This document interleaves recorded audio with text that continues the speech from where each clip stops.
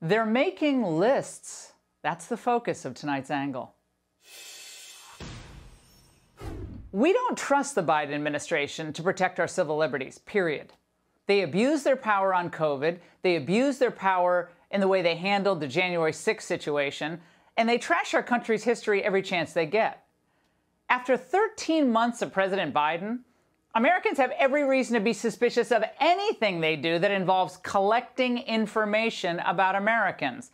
I'm talking about lists, databases, or surveillance of anything, including your health records or social media history. Let's face it, they treat half of the country as if they're the mortal enemy, a threat to be controlled, not a constituency to be served. Now, when the school CRT and sexual assault issues bubbled up in the U.S., Democrats finally found themselves on the defensive. And then Biden's Attorney General Merrick Garland, he swooped in to flex the power of the federal law enforcement. His words at the time were meant to intimidate and scare parents. If you're upset and angry at the direction your school board is taking, and you show up and you speak your mind, as is your constitutional right, by the way, now you have to be worried about being caught up in some bogus domestic terror dragnet. And rather than treat January 6th as a protest that got way out of hand, with some criminal elements, no doubt, the Biden administration and their media cronies insisted on claiming that it was an insurrection and treating everyone who supported President Trump as a traitor. Not even during the Civil War did insurrectionists breach the capital of the United States of America. Dates that occupy not only a place on our calendars, but a place in our collective memory. December 7th, 1941.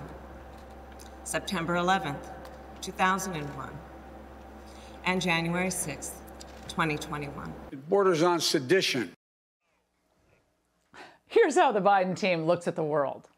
They believe that most people who support the GOP are dangerous. They're dangerous elements that need to be policed and watched.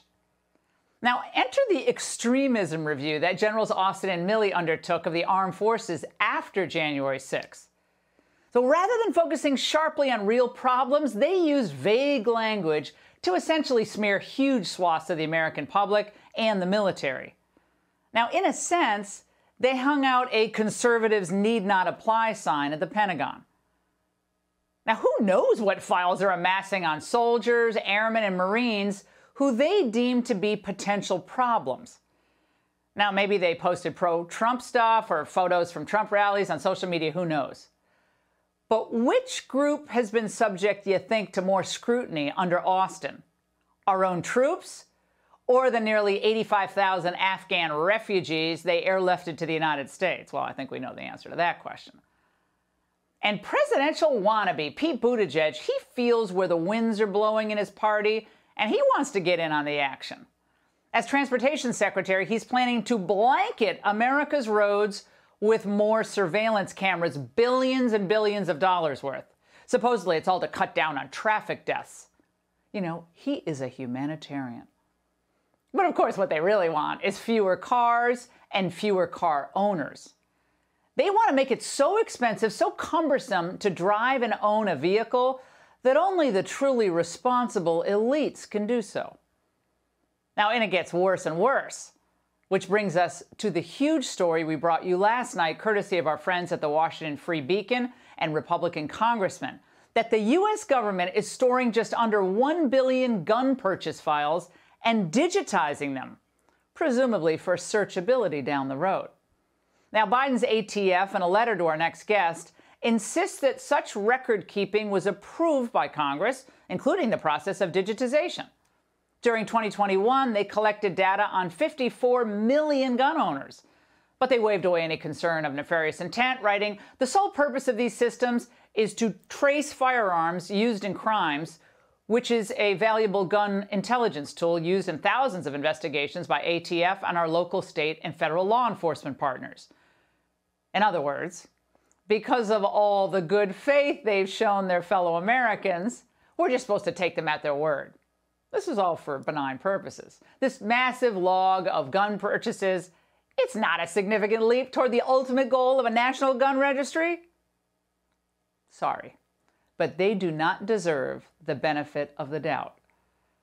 Of course, we know that all the people with the power in the Democrat Party hate guns and would love nothing more to confiscate as many as possible, under whatever pretext the Supreme Court would allow them to do so. Don't take my word for it, take theirs.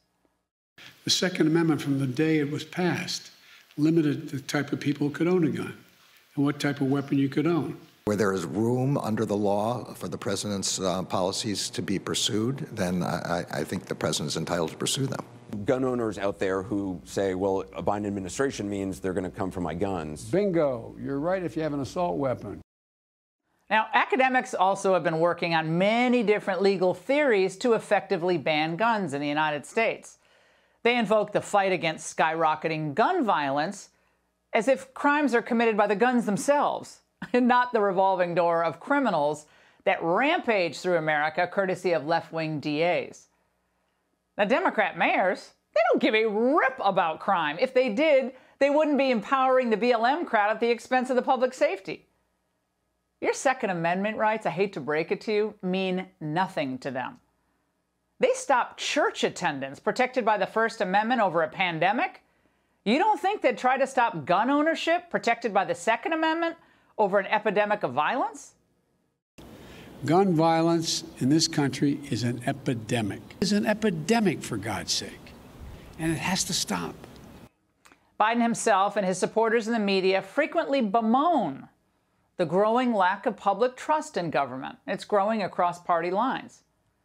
But the Biden administration, they don't have anyone to blame except themselves. Because along the way, as I've demonstrated tonight, they've shown so much bad faith in so many different contexts, from our intel agencies to the public health sector to law enforcement, and even the previously innocuous Department of Transportation. And now they've gone so far as to cast traditionally minded Americans as public enemy number one. Republicans in Congress, especially when they take back power, they need to exercise strict oversight over every aspect of this Biden team. And they need to prohibit and defund every action and every policy that undermines our basic constitutional rights. There are a lot of such actions and policies. And that's the angle.